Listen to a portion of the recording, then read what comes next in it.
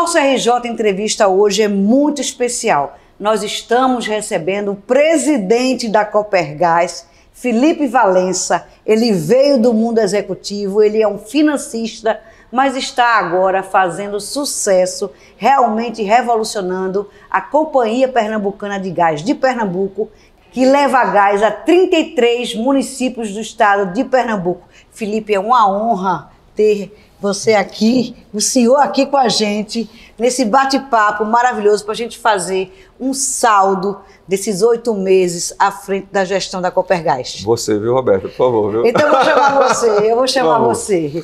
Prazer estar aqui com você. Prazer é todo meu. Realmente a gente tem que fazer um balanço, porque foram 8 meses Sim. revolucionários. Sim.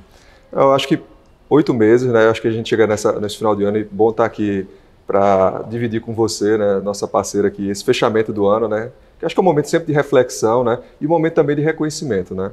Estes 8 meses foram realmente de muita energia, né? A gente conseguiu trazer aqui um time técnico que veio se somar a uma equipe já vencedora que fazia Copergás. E eu acho que o resultado disso que 2 mais 2 virou 5. Então a gente chega aí no final do ano assim realmente com muita entrega, alavancando as agendas que a empresa já tinha e com um olhar de futuro para a gente ir além. Agora eu queria saber, veio do mundo financeiro, Felipe Valença, conhecidíssimo no mundo financeiro, estava morando em São Paulo, de repente chega esse convite da governadora Raquel Lira para esse desafio. Como é que foi, Felipe, nesse momento que você recebeu esse convite? Você disse, vou aceitar esse desafio. Olha, acho que tudo a gente vai amadurecendo. No primeiro momento parecia uma coisa muito diferente, mas assim, como você falou, eu fiquei muito tempo no mercado financeiro e eu participei de vários projetos, de várias áreas do mercado financeiro, né? Eu trabalhei desde a agência bancária aos grandes bancos de investimento do Brasil e internacionais. Então, assim, isso foi tudo um processo que me gerou uma dinâmica e, lógico, uma capacidade de me adaptar muito a cenários diferentes, realidades diferentes. E o mercado financeiro exige muito isso, né? Essa tua capacidade de transformação, de readequação. E depois eu tive uma outra fase, né, que foram os meus últimos 6 anos como empreendedor, né, como conselheiro e depois CEO de uma empresa de meio de pagamento, uma empresa de tecnologia, que também me fez assim, ter que me reinventar e desenvolver outras habilidades. Então, quando o convite da Copergás veio, acho que no primeiro momento veio muito entusiasmo de fazer parte de uma agenda nova para Pernambuco, né? Então, acho que a governadora Raquel Lira tem uma agenda assim, de muita coragem, né, uma agenda de mudança aqui para Pernambuco, para a gente voltar a ter um estado de desenvolvimento. E eu acho que tem alguma hora que tem um chamamento mesmo, da gente realmente fazer parte, se doar, para ser um agente de transformação. Então, quando eu entendi exatamente qual era a capacidade que a Copergás teria de ser um agente de mudança, de transformar o estado, isso me encantou e foi fácil aceitar e participar desse desafio junto com o governo de Pernambuco, e agradeço aqui à governadora Raquel Lira, ao secretário Guilherme Cavalcante, ao secretário Túlio Vilaça, né, e todos que me receberam aqui no governo de Pernambuco, para juntos aqui a gente ter uma entrega aí tão rápida que, sem dúvida nenhuma, a gente teve muito apoio de todos aqui para a gente construir essa pauta. E realmente, né, um time que deu certo. Em pouco tempo, 8 meses, a Copergás já foi premiada e reconhecida. Dá um orgulho muito grande. Dá, foi inesperado, tá, Roberta? Assim, até porque a gente fala se a gente às vezes está indo bem ou não está indo bem, às vezes uma autoavaliação não é o suficiente, né? Lógico que a gente vai encolhendo alguns feedbacks aqui de vários entes aqui que nos apoiaram, isso é muito bacana, mas assim, você ser reconhecido pela Associação Brasileira das Empresas de Gás realmente é a certeza que a gente está no caminho certo, tá? Porque eu acho que a gente, para ganhar esse prêmio, né, de reconhecimento como uma das melhores empresas do Brasil, né, a gente teve o reconhecimento, esse é um troféu da melhor empresa do Brasil, que a gente compartilhou com a Sugás, que é a empresa do Rio Grande do Sul. Mas o que é que nos levou até lá, né? Foi exatamente uma harmonia melhor de empresa. A gente conseguiu entregar bem vários capítulos para que eles em conjunto nos levassem a ser considerada melhor. Então o que eu acho que a gente tem hoje é uma empresa muito mais harmônica, né? Com as áreas mais preenchidas, todo mundo com sangue nos olhos, como a gente fala aqui, com todo o gás, né, para levar uma empresa num outro patamar. Então a gente teve o reconhecimento, né, na agenda de comercial, que eu acho que é muito importante, né, quando você falou agora que a gente está com 33 municípios. Né, a gente falou no começo do ano, quando a gente se conheceu aqui pela Copergás, a gente já tinha na nossa relação, mas a gente falava de 28 municípios, então você vê que a gente conseguiu, em um ano, estar mais perto dos pernambucanos, Então tem uma agenda comercial muito forte, né? A gente está ligando aqui residências, a gente está ligando indústrias, a gente está ligando regiões, então a gente está muito mais próximo, provocando mais o mercado. Então essa é uma agenda que vai acelerar muito nos próximos anos e, claro, a gente já teve um reconhecimento esse ano que é muito bacana. A outra questão regulatória é muito importante e é um grande problema que existe no Brasil, que são os cumprimentos de contrato. Se você falar com qualquer investidor hoje, o grande problema do Brasil não é taxa de juros. O principal problema do Brasil é a insegurança jurídica. Então, na medida que você tem um ambiente, que o contrato de concessão está cumprido, que os sócios estão alinhados, que isso foi um negócio que a gente colocou muita energia, de entender como é que está a cabeça do sócio, dos sócios privados, e trazer o governo para essa mesma agenda. E com isso a gente, né, começa a ter repercussão de ter uma empresa que tem uma capacidade muito maior de investir. Só para te dar aí uma informação recente, a gente tinha uma Copergás que quando a gente chegou aqui, 100% do resultado dessa empresa era distribuído para os seus acionistas. E isso é a maior prova de insegurança em relação à sociedade. É a forma mais objetiva de mostrar que está conservador com o negócio. E em pouco tempo a gente conseguiu ter essa harmonia entre os sócios e a gente está colocando agora o patamar da empresa para os próximos anos de estar fazendo a distribuição do piso do nosso acordo de acionistas, que é 25%. Ou seja, a gente tinha um teto de distribuição e a gente agora vai para o piso. O que é que isso quer dizer na prática? Que a nossa capacidade de investimento ela vai aumentar muito mais. Ou seja, não acontece como essas concessões que a gente vê por aí, que teve concessões em São Paulo, privatizações, que a gente vê as pessoas insatisfeitas. Né? Aqui é o contrário. Há uma satisfação na Copergás, quando a pessoa fez essa concessão, sim, há uma satisfação completa. Hoje sim, e era uma coisa que não estava acontecendo nos últimos anos. Tá? Então, isso é muito importante, porque a gente vê um Estado mais maduro, uma agência reguladora mais madura, um ambiente muito mais propenso a exatamente a gente ter o investimento aqui. Então, o regulatório foi uma agenda que a gente investiu muito tempo, e a repercussão disso é que a gente vai divulgar isso formalmente nos próximos meses, mas já para dar aí um sentimento do que é isso na prática. A gente está dando aqui um spoilerzinho. É verdade. Mas agora, eu queria... Isso só para te dar o número, tá? A gente está falando de um investimento que deverá aumentar em 50%. 50%, gente. Olha número, viu? Não é 10, 20, 50%. Lembrando sempre que nós somos uma empresa de infraestrutura. Então, a gente está levando infraestrutura aqui para Pernambuco. E, obviamente, você leva a infraestrutura, você leva o desenvolvimento. Desenvolvimento. É isso que eu quero saber. Vamos para a prática. A gente está aqui no Recife, o cidadão do Recife que mora na Zona Sul, por exemplo, viu muito buraco da Copergás. Vamos falar essa palavrinha assim, bem normal. Sendo aberto, escrito Copergás, a Domingos Ferreira ficou cheia. O que significava aquilo ali? Está levando gás para onde? Para os nossos usuários, a gente tem hoje a 4ª carteira de clientes residenciais do Brasil. Ou seja, gás em casa, gás encanado para a população pernambucana. E essa é uma agenda que vai expandir muito, né? A gente está muito conectado aqui com a secretária Simone para a iniciativa aqui do Morar Bem, que a gente já está numa agenda que onde tiver a nossa rede de gás, a gente tem a preferência para ligar aos usuários desses novos condomínios, né, que vão ser entregues nos próximos meses. Então, o gás, ele realmente é vou até colocar assim, é um benefício para muito poucos ainda no Brasil. Só 6% da população brasileira tem gás. Quando você vai para uma realidade do americano, praticamente todo mundo já está atendido. Então, a gente ainda está muito aquém, precisa trabalhar bastante. Isso é infraestrutura. Por isso que esse capítulo que eu mencionei da gente ter a capacidade de investimento, a gente ter a certeza que a gente está apontando para entregar isso. Tanto para os usuários residenciais aqui do Recife, mas também para o interior. Então, a gente vem numa agenda muito forte, né, de avançar ainda mais no interior. Né? Eu acho que nesse salto que você viu dos 5 municípios que a gente conseguiu conectar esse ano, nos próximos anos a gente vai fazer isso muito e muito mais. Né? A gente tem Pernambuco inteiro ainda para fazer, né? Lembrando que a nossa malha de gás hoje, ela só chega até Belo Jardim. Então, se a gente for considerar só o que a gente teria de linha reta, tem mais de 500 quilômetros aqui de gás aí para ser colocado. Mas há um trabalho muito forte, eu estou sabendo, em Araripina. Sim. Araripina é um pedido de socorro, né? Eu acho que eu estava comentando dos prêmios que a gente reconheceu, foi reconhecido agora na Begás, né? Então tem um comercial, tem um regulatório e tem um de ESG. Então, um dos porquês da gente ter sido reconhecido, a gente é uma empresa inclusiva, uma empresa que está aberta aqui para todos e todas. Temos, inclusive, várias lideranças femininas aqui na companhia, que veio na nossa gestão, já existiam algumas aqui, e mais recentemente a gente tem uma diretora mulher. o que nunca houve na história da Copergás. Então, acho que essa agenda ela é muito forte aqui. A gente hoje tem um conselho que ele é considerado um dos melhores conselhos aqui das empresas pernambucanas. Lembrando que a Copergás é a 10ª maior empresa de Pernambuco, então merecia um conselho aqui profissional. A gente tem a felicidade de ter grandes empresários, grandes líderes regionais aqui nos ajudando, nos orientando para a gente ir além. E eu acho que essa agenda de impacto ambiental, da capacidade da empresa transformar o seu meio ambiente. Então, esse aspecto a gente talvez não colocasse uma lupa tão adequada como a gente poderia fazer sendo um agente de mudança. Então, Araripina, na nossa chegada, foi um dos capítulos mais abordados pelas lideranças, tanto do Estado quanto do setor privado.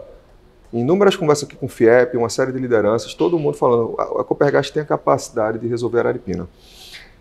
A gente contratou consultoria, foi identificado como uma oportunidade, porque tem um mercado muito grande lá. A gente está falando aqui de mais de 500 empresas, mais de 10 mil pessoas que vivem no polo gesseiro e um grupo de cidades que estão ali no polo do Araripe, né? Então, o que é que a gente fez, Roberto? A gente chamou os empresários de Araripina para entender como é que a gente poderia ajudar e se a Araripina queria ser resolvido. E de que forma, né, a Copergás e o governo de Pernambuco poderia estar ajudando a esses empresários. E fomos a Araripina 2 vezes esse ano.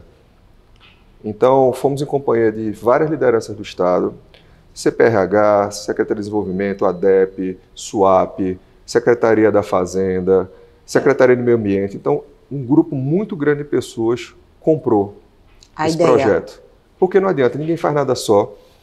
E principalmente o problema da Araripina é um problema de todos, é um problema do Estado de Pernambuco. Não existe nenhum setor em Pernambuco que a gente tenha essa relevância de ser 97% de um mercado como a gente é no gesso.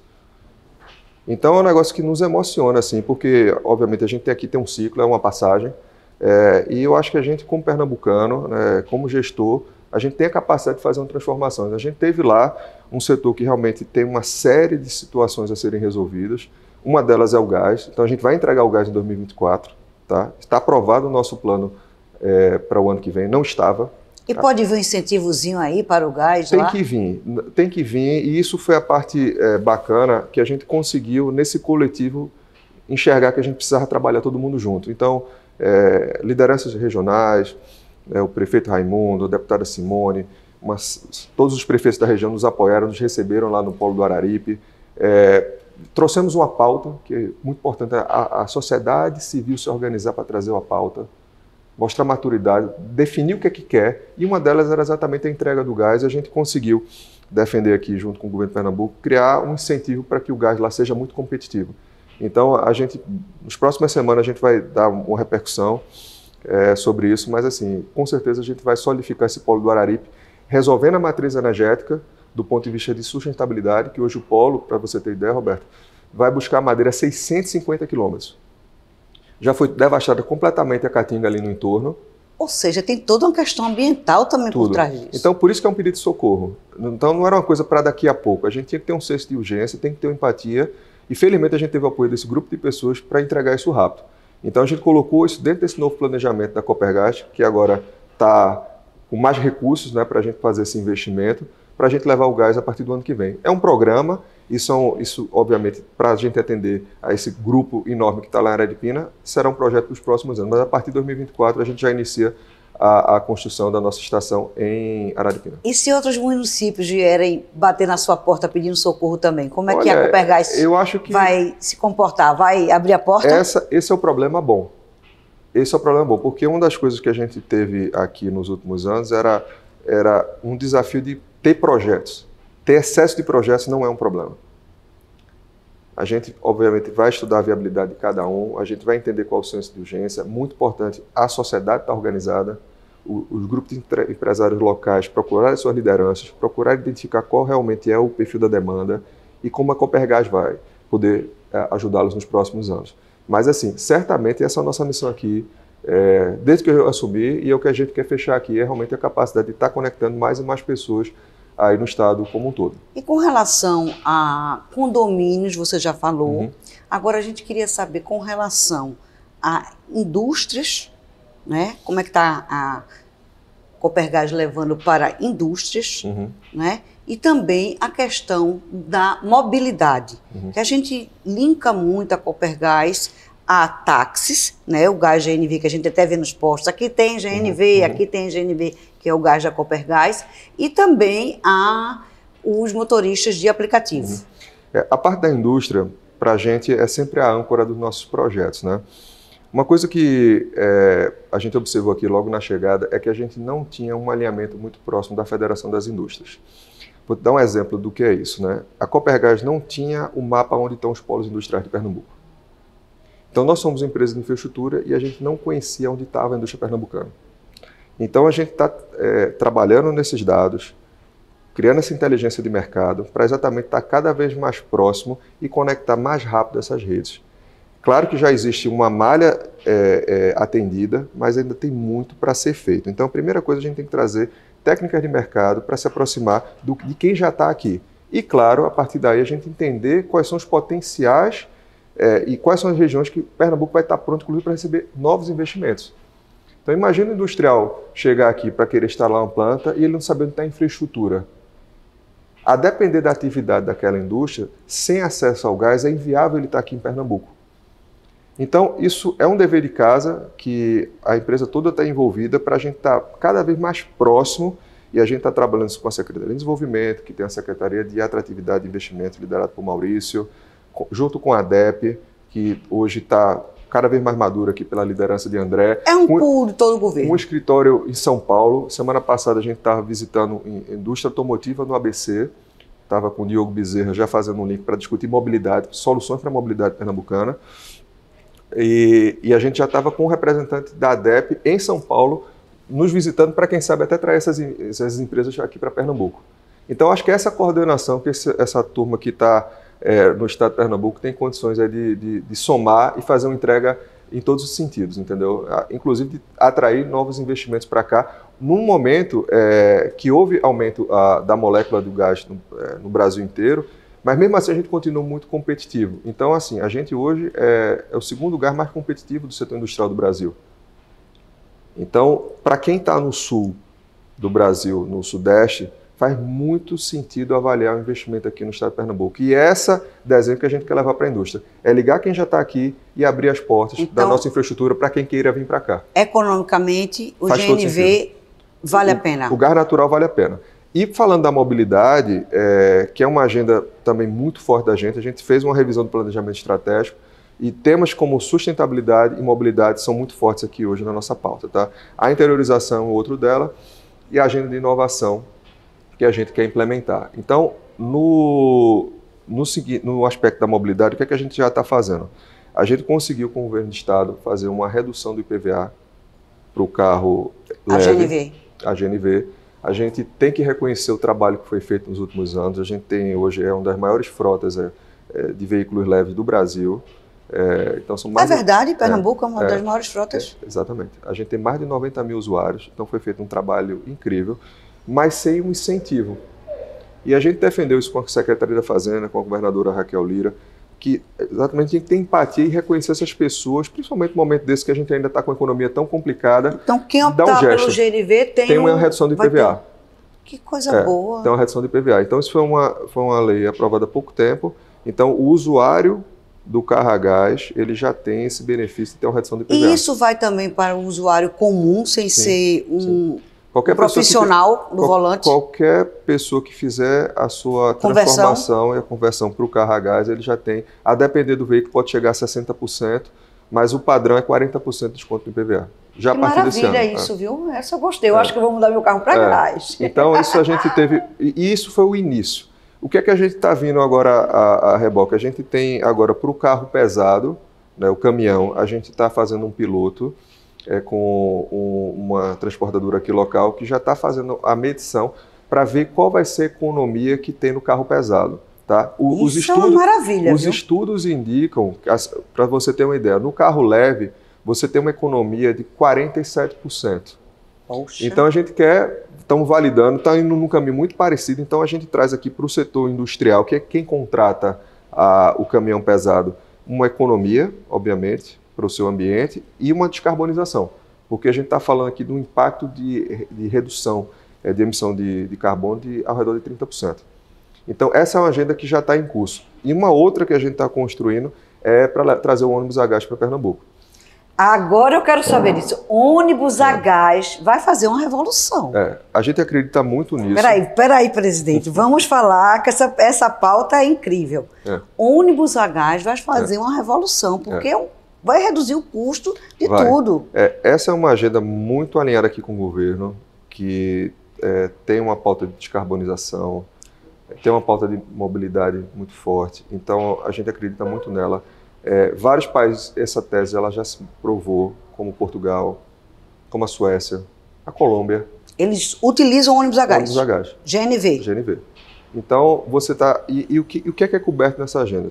Desde o ponto de vista de economia, para o sistema, e principalmente a agenda de sustentabilidade, porque a gente está diminuindo a incidência aqui de tóxicos aqui que a gente respira. Então, isso tem uma influência nas nossas vidas. Então, isso já é provado que com essa emissão você vai ter menos problemas aqui respiratórios e, obviamente, menos incidência aqui de traumas e hospitalização, enfim. A saúde melhora. Então, essa é uma pauta muito bacana que a gente está aqui trabalhando aqui em conjunto com o Diogo Bezerra, da Secretaria de Mobilidade, toda a equipe dele, com a Ana na Secretaria do Meio Ambiente. Então, a gente tem uma certeza muito grande que essa é uma pauta transformadora e está dentro exatamente desse capítulo, no nosso capítulo de inovar no nosso setor. E já tem data mais ou menos certa? É isso que a gente quer saber, o povo quer saber. Já tem data assim, de quando será implementado? Por exemplo, assim, o primeiro ônibusinho a GNV? Eu tive 2 vezes em São Paulo nesses últimos dias, exatamente visitando os fabricantes. A gente está assinando agora o nosso contrato, vai ser feito um comodato aqui para os operadores locais. A expectativa é que esse ônibus esteja aqui em janeiro. Janeiro já? Está em cima. Para fazer os testes, a gente trazer, porque esse ônibus ele tem que ser testado em campo, para a gente ver exatamente quais são esses impactos que eu mencionei para você na prática. Então, qual é a economia que vai ter para o sistema, qual é o impacto da descarbonização, e aí a gente ganha os dados e fatos necessários para a gente realmente acelerar e ter aqui um Pernambuco com uma agenda coberta em relação à mobilidade urbana. Agora, a Copergás também se preocupa muito em ajudar vários setores. A gente vê a Copergás sempre patrocinando, apoiando, né, eventos esportivos, eventos culturais. Essa é uma pauta também da Copergás. Muito. A parte social, ela sempre foi muito forte aqui. E o que é que a gente está olhando para o futuro, né? Eu acho que a gente contar um pouco mais essas histórias, identificar novas iniciativas que tenham muito a ver com esse novo momento que a gente está vivendo. Então, por exemplo, a gente visitou, tem obras aqui que a gente apoia, que a gente talvez nem conhecesse no detalhe. Então, por exemplo, visitamos recentemente o Área, um trabalho belíssimo feito por Cecília Brenan, que a gente não tinha ideia do impacto que esse tipo de trabalho tem na sociedade. São mais de 600 crianças aqui apoiadas. E a gente não tinha esse registro aqui dentro. Então, só dar o apoio sem estar participando mais ativamente, sem estar divulgando esse tipo de iniciativa, eu acho que a gente ainda não estava cumprindo todo o nosso papel nesse tipo de agenda. Então, no momento que a gente está falando de ESG, o social ele é muito importante. Então, tem uma série de iniciativas que a gente tem que dar aqui mais repercussão, tem que dar mais ênfase e também conhecer outros projetos. Então, a Copergás pretende, em 2024 e outros anos a seguir, dar mais apoio, chegar mais perto dos projetos sociais também. Completamente. E principalmente os aspectos aqui que estão muito alinhados aqui com a nossa pauta. Então, temas como educação, sustentabilidade, formação de pessoas, atividade física, saúde. Então, assim, eu acho que olhar a sociedade pernambucana de uma maneira melhor, né? Então, eu acho que a gente tem uma série de iniciativas, mas eu acho que a gente quer ir além em relação a isso. Por isso que já ganhamos o plano aqui, o reconhecimento aqui da Sociedade Brasileira de Gás, né, da Associação Brasileira de Gás, no tema ESG, que é super rico aqui, né, que é o meio ambiente, o social e a governança, né? E a gente quer ir além do ano que vem. Existia um projeto muito forte com relação aos condomínios na área litorânea. Sim. Como é que está esse projeto? Continua. É um caso de sucesso aqui na Copergás, a gente tem conseguido fazer aí um desenvolvimento tão bacana em polos como o de Porto de Galinha, por exemplo, tanto o setor hoteleiro quanto o setor residencial. E isso não para, né, Roberto? Acho que isso é uma tendência, né? Acho que são projetos que já estão em curso e vão continuar, Mas o que a gente está olhando é exatamente quais são os projetos de impacto no curto prazo. Você imaginar, por exemplo, que a Copergás está em Caruaru desde 2009 e só tem 10 clientes ligados. É muito pouco. É muito pouco. Então, assim, uma cidade do tamanho de Caruaru. Entendeu? Então, assim, eu acho que esse tipo de empatia de que e com o polo têxtil, com tudo que gira em torno dali, polo têxtil, artesanato e industrial. Caruaru hoje tem muita coisa. Então, a gente não pode, obviamente, a gente tem a nossa malha de gás ligando até Belo Jardim, mas a gente não adianta só passar a malha de gás e ignorar o que é que ficou. A gente tem que olhar o que é que a gente deixou de fazer em Vitória, o que é que a gente deixou de fazer em Moreno, o que é que a gente deixou de fazer em Gravatá, o que é que a gente deixou de fazer em Caruaru, o que é que a gente deixou de fazer em Belo Jardim. Então, assim, a gente tem que estar cada vez mais próximo, que tiveram todas essas cidades, elas foram atendidas por projetos importantes, indústrias normalmente, mas a gente tem que estar mais conectado com a sociedade, com o que está acontecendo na cidade, que é o pequeno comércio, que esse pequeno comércio, quando você conecta ele, Roberta, a economicidade é muito similar ao que a gente estava falando do carro. É a mesma realidade. Então a gente está dando para aquela pequena padaria, para aquela pequena indústria, a capacidade de diminuir o seu consumo de energia, ter um processo muito mais sustentável do ponto de vista de descarbonização e seguro. Porque você imagina que o gás canalizado, você tira aquela movimentação do botijão de gás dentro do estabelecimento. Você tem uma capacidade de utilizar melhor o espaço. É mais faturamento para o estabelecimento. Então, de fato, a gente dá um salto em relação à qualidade e à capacidade daquele empreendimento, daquele empreendedor e além.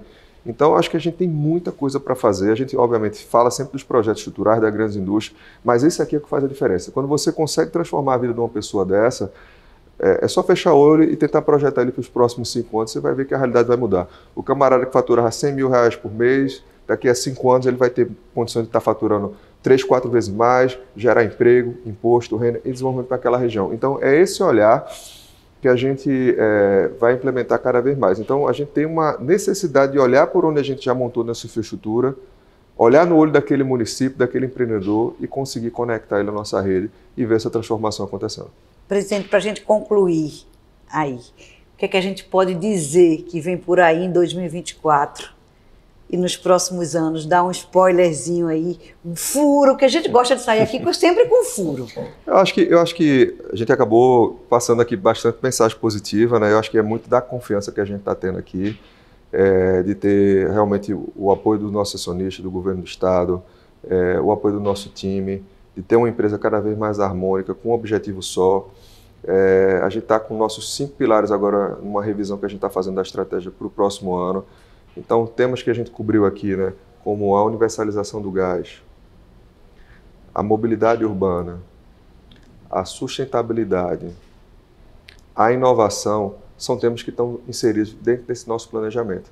E é isso que a gente quer buscar. E, claro, o resultado de tudo isso é uma empresa que vai investir muito mais e levar aí o seu serviço para mais e mais pernambucanos aí nos próximos anos. Roberta, excelente a gente estar fechando o ano aqui nesse bate-papo contigo e queria aproveitar aqui o momento para parabenizar a todos aí do nosso time Copergás aqui pelo excelente ano e desejar aqui a todos os seus ouvintes, nossos colegas aqui da empresa, a sociedade pernambucana, todos os pernambucanos que tenham aí um ciclo maravilhoso aí com as festas, né, um ótimo Natal, um feliz Ano Novo e que seja com todo o gás, toda a energia que a gente tem um 2024 para escrever. Presidente, muito obrigado por essa entrevista. Sucesso mais uma vez, viu? Obrigado, tudo de bom. Obrigado pela parceria. E sucesso pelo seu trabalho. Obrigado. Muito, muito, muito. Obrigado, querido. Tá? Um abraço. O RJ Entrevista conta com o apoio da Copergás, Companhia Pernambucana de Gás, que leva gás a 33 municípios do estado de Pernambuco.